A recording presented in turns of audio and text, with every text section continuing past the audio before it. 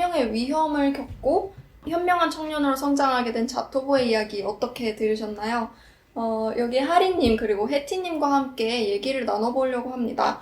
안녕하세요. 네, 안녕하세요. 네, 각자 소개 부탁드릴게요. 네, 안녕하세요. 저는 해티입니다. 마다가스카르의 민담에 시미 해티라는 지역이 등장을 하는데요. 이름이 예뻐서 해티라는 이름을 따오게 되었습니다. 네, 안녕하세요. 저는 여기 자나하리라는 여신이 나오는데 그 자나하리의 뒷 이름을 딴 하리입니다. 네, 이렇게 두 분과 함께 방금 들은 민담에 대해서 얘기를 나눠보려고 하는데요.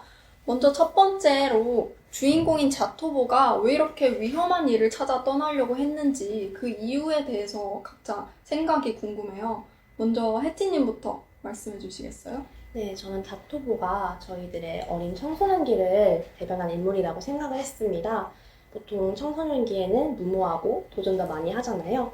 이러한 의미에서 자토보가 조금 저희 청소년기를 대변하는 인물이라고 생각을 했고, 자토보가 겪는 일련의 과정들을 통해 저희에게 위험에 대한 메시지를 주고자 했음이 아닐까 생각을 해보았습니다.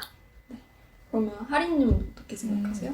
저는 이 자토보가 아이였다가 이제 청년이 되면서 그 위험한 일을 찾아 떠나잖아요. 그래서 아이 때는 부모님이나 또는 이제 주변 어른들이 하지 말라고 하는 거는 다 못하면서 컸을 텐데, 그러니까 그런 위험한 것들 못하면서 컸을 텐데, 이제 청년이 되면서 그런 것들을 좀 해보려고 나서는 거를 보면서 성장기에 겪는 통과 의례와 같은 거를 겪는 그 청년의 이야기이지 않았을까. 그걸 좀 이겨보고 싶어서 위험을 찾아 떠나지 않았을까라는 생각이 들더라고요. 네. 그러면 하리님도 혹시 성장 과정 중에 위험한 일을 시도했거나 겪었던 적이 있으신가요? 저는 위험한 일까지는 안 해본 것 같아요. 그래서 위험한 일을 한다라는 것도, 그러니까 뭐 부모님이나 선생님이 하지 말라는 거를 하는 것도 용기가 필요한 일이 아닐까라는 생각이 좀 드는 것 같아요. 네. 그럼 혜티님은 혹시 그런 적이 있으신가요? 저도 용기가 없었던 인물이었던 것 같은데요. 저도 굉장히 모범생이라고 생각을 하고 자라왔고, 엄청 어릴 때 생각을 해보면은 자전거를 위험하게 외줄타기 하듯이 두발 자전거를 탔던 그런 경험이 있습니다. 굉장히 자토부부에 비해서 사소한 경험이에요. 네, 두 분 다 소박한 위험을 경험을 하셨네요. 그러면 다음 질문입니다. 자토보가 흰 멧돼지를 죽인 사건이 주는 메시지가 뭘까요?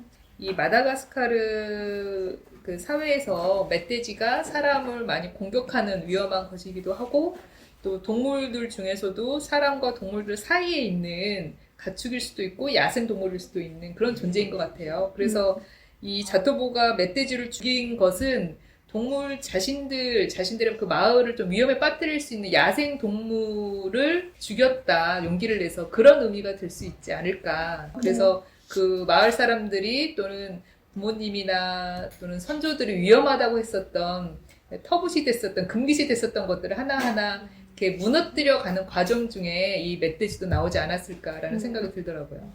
네. 혜티님은 어떻게 생각하세요? 일단은 자토보가 멧돼지들의 왕을 죽임으로써 목숨을 당하잖아요, 마을에. 그 과정에서 마을이 쑥대밭이 되기도 하고 자토보의 아버지 왕 또한 피해를 입었습니다. 그래서 저는 이러한 과정에서 개인의 한 행동으로 인해 마을 공동체 전체가 피해를 입을 수도 있다는 그런 교훈을 저에게 주고자 했음이 아닐까 생각을 합니다. 네, 그것도 좋은 생각인 것 같아요. 그럼 다음으로 카이만 신에 대해서 얘기를 좀 해보고 싶은데요. 이 책에 보면 카이만 신이 자주 등장을 하는 걸로 알고 있습니다. 그래서 마다가스카르에서 카이만 신이 어떤 존재인 건지. 카이만이 뭐지? 저는 이제 처음 보는 거여가지고. 근데 신화 책에서도 카이만이 굉장히 많이 등장을 하더라고요. 보니까 카이만의 기원이 있어요. 처음 태어나게 된 그 기원이 신이 일을 하다가 급히 이제 떠나야 되는 상황이 돼서 대충대충 만들다 보니 되게 못생기게 만들어진 피조물이다 라는 게 카이만의 등장 기원이기도 하고, 그리고 물에서도 살 수 있고 육지에서도 살 수 있다 라고도 나오고, 또 멧돼지랑 싸울 때는 기어다니는 것들이 가장 우두머리다, 잘 싸운다 라고 자기를 이렇게 자랑하는 게 나와서, 그러면 카이만이 이 마다가스카르 사회에서 뭔가 그 동물인가? 라는 생각이 들더라고요. 그래서 알아봤더니 그 악어인 거예요. 아, 네, 그래서 악어가 그 가장 무서운 것으로 나오는구나. 그래서 실제로 마다가스카르 사람들이 살 때 좀 가장 위험하고 무서운 동물로 좀 여기는 건 아닐까. 그러면서도 자기들을 좀 지켜줄 수도 있는 그렇게 무섭기만 한 존재는 좀 아니지 않을까. 그래서 이 카이만 신이라는 게 우리나라의 그 곰이나 호랑이처럼 그런 존재가 아닐까라고 좀 선생님 얘기를 얘기해도 들더라고요. 돼요? 네네네. 오늘 입었는데 어. 부르키나파소에서는 악어랑 너무 친근하게 산대는 거예요. 그 일반 사람들이 악어 위에 올라가서 막 이렇게 하고 있고 악어가 있는 데서 막 빨래를 여자들이 막 빨래를 하고 뭐 이러는 거예요. 그게 그 얘네가 가뭄 나서 되게 어려웠던 시절에 악어가 있는 곳을 쫓아갔더니 물을 발견한 거잖아요. 되게 오래전에. 그래서 얘네를 잘 보호하고 살자 그러면서 되게 오래전 일인데 그래서 어우렁더우렁 살고 있대던데요. 오다가 유튜브로 봤어요. 그렇구나. 물이 되게 소중한데 악어는 물 가까이 있기 때문에 악어의 서식지와 가까이 살아야 되고 그들과 가까이 있는 게 좀 필요했겠네요. 근데 저는 또 들으면 드는 생각이 부르키나파소는 아예 내륙 국가잖아요. 그래서 물이 귀하다 보니까 이제 악어가 그렇게 친근하고 귀한 존재로 다가왔을 텐데 마다가스카르는 이제 섬이고 사면이 바다 위로 이루어진 그래서 같은 악어이지만 부르키나파소에서는 조금 친근한 존재 그리고 귀한 존재이고 반대로 마다가스카르에서는 악어가 갖는 중요성이 크지는 않다 보니까 위험한 존재로 인식이 되지 않았나라고 방금 생각을 해봤습니다. 티님 말씀대로 마다가스카르는 섬이다 보니까 악어가 부르키나파소보단 많을 것 같아요. 그래서 위협을 당하는 일이 더 많지 않았을까 하는 생각도 드네요. 마다가스카르 카이만은 딱 그 악어의 종 중에 하나로 되어 있는 것도 이번에 또 알게 된 거죠. 악어를 상징하는 신으로 네. 생각하면 네. 좋을 것 같네요. 네, 좋습니다. 그러면 마지막으로 이 민담을 듣고 나서 뭐 개인적으로 느꼈던 거 아니면 깨달았던 점 있으시면 혜띠님부터 한번 얘기해볼까요? 다소 직설적이긴 한데 어른들 말을 잘 듣자 입니다.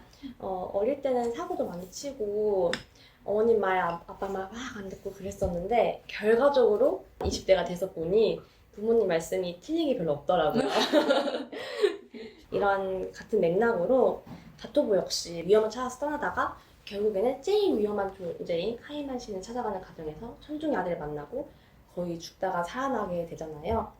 그래서 그 이후에 철이 들게 되었는데 이러한 내용을 통해 볼 때 아무리 생각을 해도 역시 왕의 말 잘 듣고 아버지의 말 잘 들어야 된다 메시지가 아닐까 싶습니다. 네. 하리님은 어떻게 생각하세요?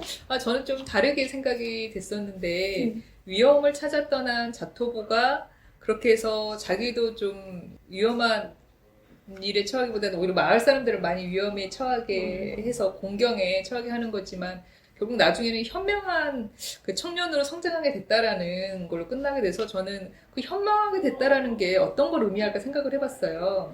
그랬는데 아마도 이제 자토부는 왕의 아들이니까 이제 아버지 왕을 이어서 마을에 또는 공동체의 어떤 리더가 돼야 될 텐데 이 여정을 통해서 그 마을을 위험하게 했었던 것들을 이제 어떻게 대해야 되는지를 좀 알게 되지 않았을까.